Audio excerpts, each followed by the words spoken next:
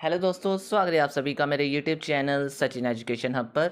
तो दोस्तों आज स्पेशली एक डिमांडेड वीडियो है। बहुत सारे स्टूडेंट्स को जब मैंने एक पोल डाला था तो उन्होंने ये टॉपिक को काफ़ी हद तक चूज़ कर लिया था। तो मुझे भी लगा कि काफ़ी हद तक इसमें लैकिंग है, यूट्यूब पे आपको इस चीज़ की क्लैरिटी नहीं मिल पा रही है। तो आज मैं आपको ये वीडियो देखकर इस चीज़ की क्लैरिटी करने वाला हूँ और दोनों टॉपिक्स के बीच का एक डिफरेंशिएट जो है वो करने वाला हूँ, जिससे 10 पॉइंट्स आपको मिल जाएंगे और एक इंपॉर्टेंट क्वेश्चन भी आपका डन हो जाएगा और दोनों के बारे में भी आपको समझ में आ जाएगा। चलिए समझते हैं। शुरू करने से पहले अगर आप में से किसी भी स्टूडेंट को कोई कॉमर्स सब्जेक्ट से रिगार्डिंग नोट्स की रिक्वायरमेंट है तो आप मेरे टेलीग्राम चैनल पे जा सकते हैं। लिंक आपको चैनल का वीडियो डिस्क्रिप्शन में मिल जाएगा। और साथ ही साथ दोस्तों, अगर आपको किसी भी कॉमर्स सब्जेक्ट से रिगार्डिंग कोई प्रॉब्लम आती है तो प्रैक्टिकल या थ्योरेटिकल सब्जेक्ट है चाहे, आप हमसे ऑनलाइन क्लासेस भी ले सकते हैं। डिटेल्स आपको ऑनलाइन क्लासेस की वीडियो डिस्क्रिप्शन में मिल जाएंगी। चलिए शुरू करते हैं। अब देखिए, सबसे पहले है लीडरशिप। लीडरशिप एक्चुअली में एक ऐसी एबिलिटी है जिसके अंदर हम ऑर्गेनाइजेशन के अंदर जितने भी इंडिविजुअल्स काम कर रहे होते हैं उनको इंस्पायर करते हैं, उनको मोटिवेट करते हैं टुवर्ड्स द कॉमन गोल। अगर सिंपल वर्ड में कहूँ तो ऑर्गेनाइजेशन का अपना एक कॉमन गोल होता है, या फिर कह लो एक विजन होता है जिसको हासिल करना होता है हमने। तो उसके लिए जितने भी इंडिविजुअल ऑर्गेनाइजेशन के अंदर काम कर रहे होते हैं ना, उनको मोटिवेट और इंस्पायर करते रहना पड़ता है। तो जिस एबिलिटी के ज़रिए उन इंडिविजुअल्स को लगातार इंस्पायर और मोटिवेट किया जाता है उस गोल को हासिल करने के लिए, उस विजन तक पहुंचने के लिए, that ability is consider to be a leadership. इसका मतलब ये होता है कि देखो, लीडरशिप का मतलब है एक ऐसा पर्सन अपॉइंट करना ऑर्गेनाइजेशन के अंदर, एक एज अ लीडर जो बाकियों को अपनी तरफ इन्फ्लुएंस करे और बाकियों को इंस्पायर और मोटिवेट करके उस गोल को हासिल करने में मदद करे जो ऑर्गेनाइजेशन का कॉमन गोल है और जो ऑर्गेनाइजेशन का कॉमन विजन है। ठीक है जी, तो this is a leadership. Management क्या है? मैनेजमेंट एक्चुअली में किसी भी काम को करने का सिस्टमेटिक वे है जिसके अंदर हर काम को प्लानिंग करके किया जाता है। प्लानिंग के बाद हर काम की ऑर्गेनाइजिंग की जाती है प्रॉपरली, अथॉरिटी रिस्पॉन्सिबिलिटी बताई जाती है, जहाँ पे ज़रूरत पड़ जाए नए लोगों को हायर किया जाता है, डायरेक्शन दी जाती है, ट्रेनिंग दी जाती है उनको, एंड देयर आफ्टर कहीं पे ज़रूरत पड़ जाए तो कंट्रोलिंग करके कोऑर्डिनेटिंग का काम भी उसमें किया जाता है। मतलब रिसोर्सेज को प्रॉपरली कोऑर्डिनेट करने का काम भी इसी के अंदर होता है। तो मैनेजमेंट एक्चुअली में किसी भी काम को करने का सिस्टमेटिक वे है जिसके अंदर प्लानिंग, ऑर्गेनाइजिंग और रिसोर्सेज की कोऑर्डिनेटिंग की जाती है ताकि गोल्स को अचीव किया जा सके। यानी जो स्पेसिफिक गोल्स हमने बनाए हैं, स्पेसिफिक जो ऑब्जेक्टिव कंपनी के हैं, उनको अचीव किया जा सके। ठीक है, तो उसमें एक सिस्टमेटिक वे होता है, जबकि दूसरी तरफ लीडरशिप में सिस्टमेटिक वे ऐसा कुछ नहीं है। उसमें एबिलिटी होती है इंडिविजुअल्स को इंस्पायर करते रहने की और मोटिवेट करते रहने की टुवर्ड्स द कॉमन गोल। अब फोकस क्या है? देखिए, फोकस की जब हम बात करते हैं तो लीडरशिप मीनिंग से क्या क्लियर होता है आपको कि लीडरशिप का फोकस है विजन के ऊपर, इनोवेशन के ऊपर और इंस्पायरिंग चेंज के ऊपर। मतलब इनका मेन फोकस रहता है कि हमारा विजन क्या है और हमने कुछ इनोवेशन करते रहना है अपने ऑर्गेनाइजेशन के अंदर, मतलब कुछ नया तो करते ही रहना है। और अगर कोई भी चेंज करने की ज़रूरत पड़ जाए तो वो हमें कैसे, मतलब उसमें इंस्पायरिंग नेचर होना चाहिए। मतलब कभी भी किसी चेंज से घबराना नहीं है।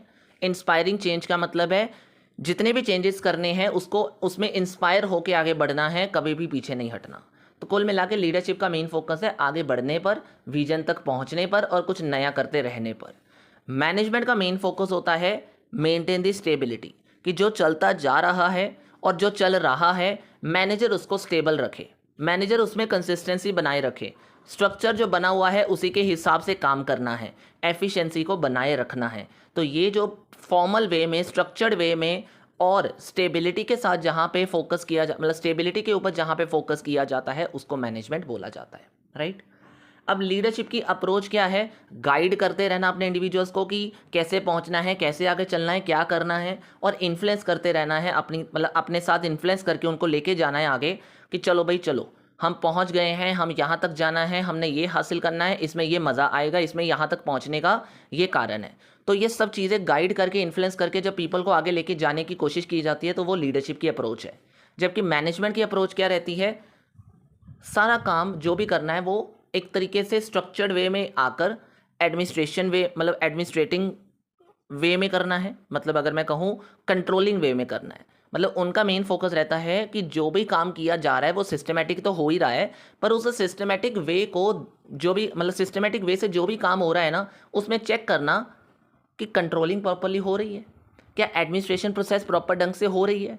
तो एडमिनिस्ट्रेशन और कंट्रोलिंग के ऊपर इनका मेन इन्फेसाइज होता है, मतलब इनका मेन फोकस होता है, इनका मेन ध्यान होता है कि हमने अपने काम को मतलब चेंज नहीं करना, जो कंसिस्टेंसी है वो बना के रखनी है, और किसी भी काम में कंट्रोलिंग की नेग्लिजेंस नहीं रखनी, मतलब जो काम सोचा था, जितना सोचा था, क्या उतना हो गया है कि नहीं हो गया, ये चेक करते रहना है। लीडरशिप का रिस्क, अगर हम रिस्क ओरिएंटेशन के बेसिस पे अगर बात करें, तो लीडरशिप में जो लीडर होता है ना, वो उल्टा ये चाहता है कि रिस्क उसको मिलता रहे, जबकि मैनेजमेंट में ऐसा नहीं होता। मैनेजमेंट में जो मैनेजर होता है वो रिस्क एवर्स होता है।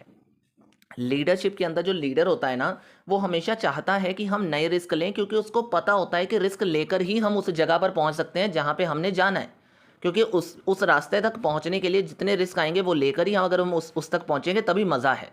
तो वो हमेशा रिस्क लेने के लिए रेडी रहता है और उन रिस्क से कुछ सीखने की कोशिश करता है। जबकि मैनेजर कहता है, अरे भाई गोल तक पहुंचना है, लेकिन उस रास्ते के ज़रिए जहां पे रिस्क बहुत कम होने वाला है, यानी वो सेफ्टी पर्पज से आगे जाने की कोशिश करता है, वो रिस्क एवर्स नेचर का पर्सन है। तो मैनेजमेंट के अंदर जो मैनेजर है वो जनरली गोल्स अचीव करता है विद मिनिमाइजेशन रिस्क, जबकि लीडरशिप कहता है कि गोल अगर अचीव करने हैं तो बिना रिस्क के अचीव हो ही नहीं सकते, तो रिस्क लेते रहो और नए नए रिस्क लेते रहो, ताकि कुछ सीखने को भी मिले और मज़ा भी आए उस चीज़ को, क्योंकि more risk means more return. तो लीडरशिप के अंदर ये अप्रोच रहती है। टाइम फ्रेम के बेसिस पे बात करें तो लीडरशिप एक लॉन्ग टर्म फोकस है, क्योंकि उसके अंदर हमारे पास विजन सेट होता है, हमारे पास गोल बना होता है, हमें क्लियर होता है कि हमने फ्यूचर में कहाँ जाना है और कहाँ तक लोगों को इंस्पायर करके लेके जाना है, इन्फ्लुएंस करके लेके जाना है।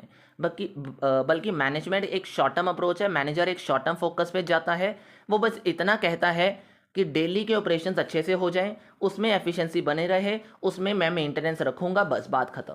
यानी डेली के ऑपरेशंस को किस तरीके से बेटर बना के आगे चलना है, उसका मेन फोकस यही होता है। उसको ये लेना देना नहीं होता कि 1 साल बाद या 2 साल बाद हमने कहाँ तक पहुँचना है। उसको ये होता है कि अगर छोटे छोटे स्टेप रखकर आगे चलेंगे तो शायद थोड़ा ज़्यादा बेनिफिट होगा। तो उसकी सोच शॉर्ट टर्म तक जाती है, जबकि लीडरशिप के अंदर लीडर की सोच होती है विजन को हासिल करना, मतलब लॉन्ग टर्मली ध्यान देना कि लॉन्ग टर्म में क्या होना चाहिए हमारे पास। अब चेंज वर्सेस स्टेबिलिटी।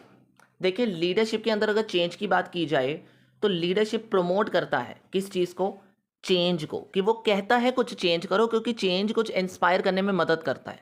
मतलब वो कह रहा है कि जितना चेंजेस ऑर्गेनाइजेशन में करके कुछ नया करके आगे बढ़ा जाए वो मज़ा ही अलग होता है। तो वो इनोवेशन करने में कह लो उनका वो रहता है, उनकी एबिलिटी रहती है कि कुछ इनोवेट करते रहना चाहिए और इनोवेशन में फोकस करना है। जबकि मैनेजर्स क्या कहते हैं या मैनेजमेंट क्या कहता है, मैनेजमेंट कहता है कि नहीं भाई, कंसिस्टेंसी से हटना नहीं है, स्टेबिलिटी दूर नहीं होनी चाहिए, जो ऑर्डर मेंटेन करके रखा गया है उसी के हिसाब से चलना है, और स्ट्रक्चर कभी भी अनस्ट्रक्चर्ड नहीं होना चाहिए। मतलब स्ट्रक्चर जो बना हुआ है उसी में रहकर काम करना है, फॉर्मल वे में काम करना है। तो मैनेजर अपनी दी गई जितनी भी उसको स्ट्रक्चर मतलब उसकी जो भी रिस्पॉन्सिबिलिटीज़ होती हैं उससे बाहर नहीं जाना चाहता। वो सारा काम कंसिस्टेंसी और ऑर्डर के साथ करने की कोशिश करता है, उसमें चेंजेस वो करने की कोशिश नहीं करता। तो change is a part of leadership, not a manager, not a management. Decision making की अगर बात करें तो लीडरशिप में जो डिसीजन होते हैं ना, वो जनरली जो लीडर होता है ना, वो अपने लेवल पे पर्सनल बेसिस पे लेने की कोशिश करता है। यानी उसकी जो वैल्यूज़ खुद की होती हैं, जो उसने विजन देखा होता है, उसके हिसाब से वो पर्सनल इन्फ्लुएंस होकर अपने डिसीजन बनाता है और लोगों को उसकी तरफ यानी इंडिविजुअल्स को उसकी तरफ लेके जाता है।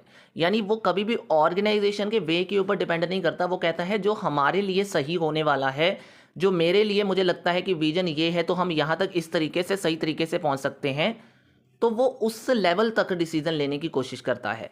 जबकि मैनेजर कहता है नहीं भाई, ऑर्गेनाइजेशन के रूल्स एंड रेगुलेशन के बाहर मैं कोई डिसीजन ले ही नहीं सकता।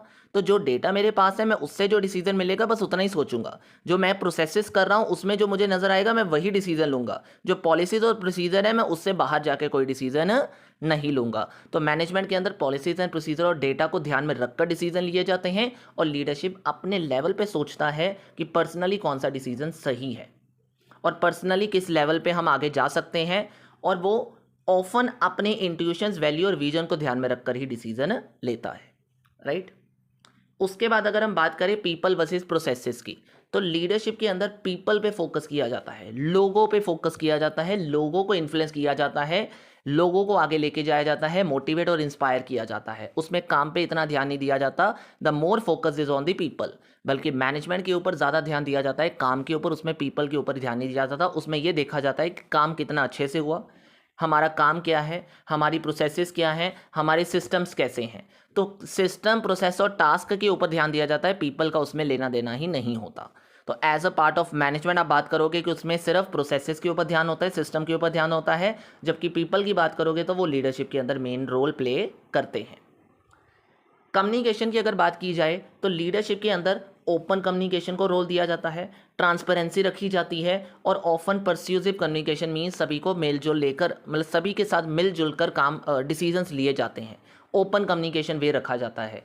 जबकि दूसरी तरफ मैनेजर कहता है भाई मैं एज अ पोजीशनर हूँ, मैं उस लेवल पे हूँ, तो मेरा जो ऑर्डर है वही मानना पड़ेगा आप सभी को। तो वन वे फीडबैक वो रखने की कोशिश करता है, और वो कहता है कि भाई साहब मैंने जो डायरेक्शन दी है उसको फॉलो करना है, फॉर्मल वे में ही सारा काम करना है, और स्ट्रक्चर्ड वे में ही सारा काम करना है। मतलब जो कम्युनिकेशन है वो फॉर्मल कम्युनिकेशन से अलग नहीं होनी चाहिए, इनफॉर्मल कभी भी नहीं बननी चाहिए।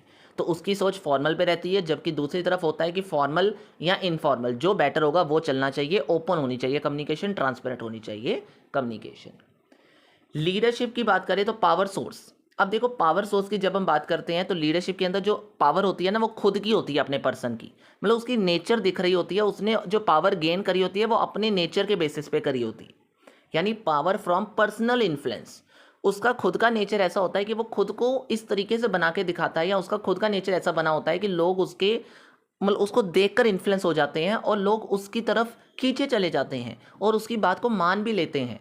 लेकिन दूसरी तरफ मैनेजर ना अपनी पावर तभी हासिल कर पाता है जब वो उस पोजीशन पे पहुंच पाता है एज अ मैनेजर, मतलब मैनेजर की जॉब पे पहुंच जाता है। तो मैनेजमेंट के अंदर ऑब्वियस ही बात है, जो मैनेजर होता है ना वो अपनी पावर सिर्फ उस पोजीशन की वजह से लेकर आ पाता है, पोजीशन के बिना उसकी कोई पावर नहीं है।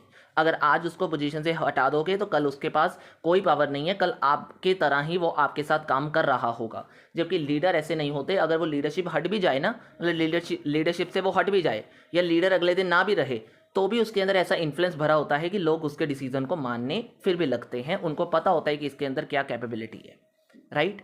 तो उसकी पावर पर्सनल इन्फ्लुएंस पे बेस्ड होती है और उसकी पावर पोजीशन पे बेस्ड होती है। That's all. तो आई होप आपको 10 पॉइंट्स 10 मिनट्स के अंदर अच्छे से समझ आ गए हैं। तो वीडियो अच्छे से अगर समझ आ गई है तो लाइक और शेयर करना बिल्कुल मत भूलिएगा, और चैनल में नए हो तो सब्सक्राइब का बटन ज़रूर दबाइएगा। Thank you so much, have a nice day.